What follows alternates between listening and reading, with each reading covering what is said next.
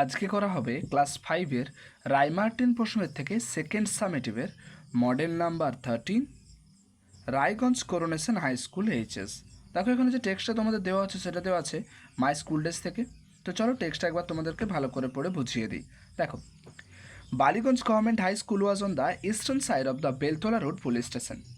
Ballygunge government high school Beltala road police station পূর্ব পার্শ্বে অবস্থিত, মানে এই থানাটার পূর্ব পার্শ্বে অবস্থিত। The southern part of the school was our playground.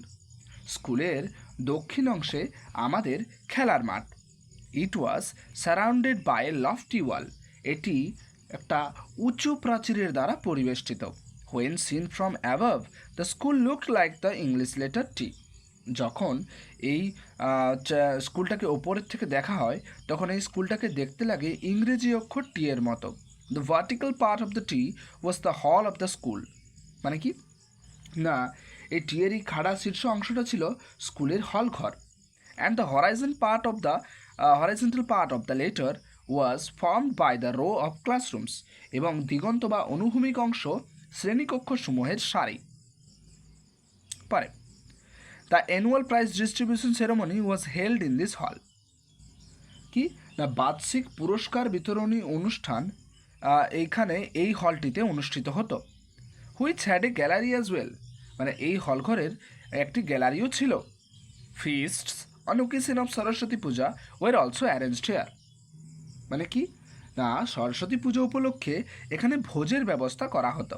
I still remember the experience of watching a Shakespearean play in this hall. এই হলঘরে শেক্সপিয়ারের নাটক দেখার অভিজ্ঞতার কথা আমার এখনও মনে পড়ে। The play was the merchant of Venice, a few scenes from which were perform by couple of foreign actors called Greenberg and Selim. বলছে এই নাটকটি ছিল দ্য মার্চেন্ট অফ ভেনিস, যার কয়েকটা দৃশ্য গ্রিনবার্গ ও সালিম নামে দুজন বিদেশি অভিনেতা দ্বারা অভিনীত হয়েছিল। A Charlie Chaplin movie was also screen here once. একটা এখানে চার্লি চ্যাপলিনের চলচ্চিত্র পর্দায় দেখানো হয়েছিল। আচ্ছা, এরপরে দেখো প্রশ্ন উত্তরগুলো কি বলেছে। Complete the following sentences with information from the above text. Ballygunge government high school was, কি উত্তর লিখবে দেখো, লিখবে on the eastern side of the Beltala road police station. ঠিক আছে, পরে এরপরে কি আছে, B the annual prize distribution ceremony was held. কোথায় না, ইন দ্য হল, ওই হল ঘরটিতে অনুষ্ঠিত হতো বার্ষিক পুরস্কার বিতরণী অনুষ্ঠান। আচ্ছা, বিএ ট্রু ফলস করতে বলেছে। দেখো একে, the southern part of the gallery was the play ground. ঠিক আছে, এটা ফলস হবে। ঠিক আছে, আচ্ছা, কারণ এখানে গ্যালারি বলেছে, স্কুল বলেনি। ঠিক আছে, একটু এইটা মাথায় রাখবে। বিয়ে the merchant of Venice was written by PB Shelley. না, পিবি শেলি কেন লিখবে, এটা শেক্সপিয়ার লিখেছে, তো ফলস হবে। The school was surrounded by lofty wall, একদম ঠিক। এখানে আমরা দেখতে পেলাম যে এটা was surrounded by lofty wall. পরে অ্যান্সার দ্য ফলোইং কোশ্চেন্স। একে, what was the school hall used for. এই স্কুলের হলটাকে কিসের জন্য ব্যবহার করা হতো। The school hall was used for the annual prize distribution ceremony and feasts on the occasion of Saraswati Puja. পরে what were the names of the foreign actors. তো বিদেশি অভিনেতাগুলোর নাম কি ছিল। তো Greenberg and Selim were the names of the foreign actors. আচ্ছা, এরপর কি আছে দেখো, what was the name of the Shakespearean play that was performed in the hall. ওই হলে অনুষ্ঠিত হওয়া নাটকটির নাম কি ছিল, যেটা শেক্সপিয়ারের ছিল। তো the play the merchant of Venice was performed in the hall. ঠিক আছে, পরে আছে দেখো, how did the school look when seen from above.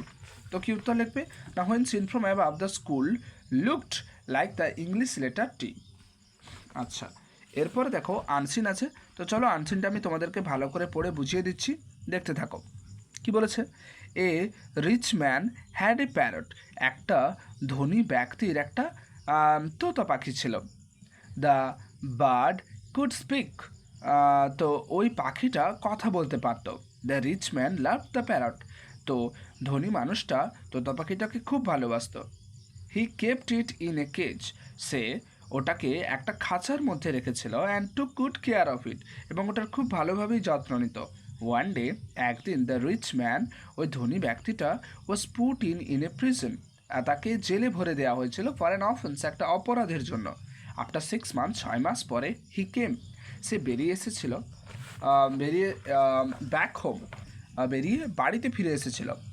The rich man felt bad for the bird, ধনী ব্যক্তিটা পাখিটার জন্য খারাপ বোধ করেছিল বা খারাপ অনুভব করেছিল, বাট থিঙ্কিং অনুভব করে দ্যাট ইট হ্যাড বিন, যে এটা ছিল ইন দ্য কেজ, এই খাঁচাতে ফর 2 ইয়ার্স, 2 বছর ধরে।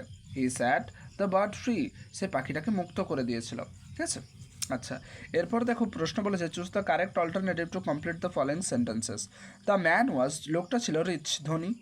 The man was put into a prison for 6 months, 6 মাসের জন্য। C the man was loving towards the parrot. ঠিক আছে, পরে অ্যান্সার দ্য ফলোয়িং কোয়েশ্চেন্স। একে, what was the special quality of the bird, পাখিটার বিশেষ গুণ কী ছিল? তো দেখো কি উত্তর লিখবে। The special quality of the bird was that he could speak, এটা কথা বলতে পারত।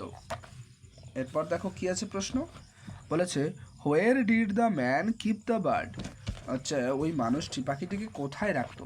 তো দেখো কি উত্তর লিখবে। The man kept the bird in a cage, একটা খাঁচার মধ্যে রাখতো।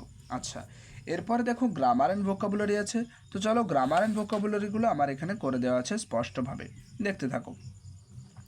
বলেছে রাইট দ্য পাস্ট ফর্ম। ঠিক আছে, তো টিচের পাস্ট ফর্ম কী হবে? টট। ঠিক আছে, স্লিপ, স্লিপের পাস্ট ফর্ম কী হবে? স্লেপ্ট। এরপরে ইউজ আর্টিকেলস অ্যান্ড প্রিপোজিশনস।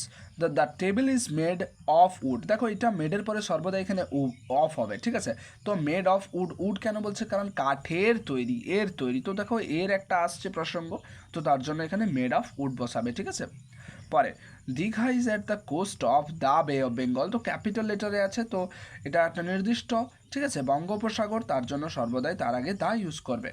আচ্ছা এরপর দেখো আছে আই রিড ইন ক্লাস 5, তো এখানে ইন বোঝ করাবে, কারণ কোনো একটা শ্রেণীতে বোঝাচ্ছে। ঠিক আছে, অন্তর্ভুক্ত বলছে, তো সেক্ষেত্রে ইন ইউজ করবে।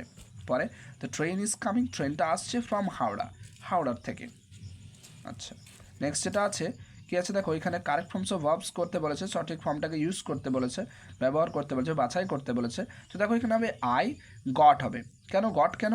ইয়েস্টারডে আছে বলে। এই যে দেখো I got your letter yesterday, তো ইয়েস্টারডে মানে গতকাল বোঝাচ্ছে, তো এটা পাস্ট টেন্সে, তাহলে গেটের পাস্ট ফর্ম গট হবে।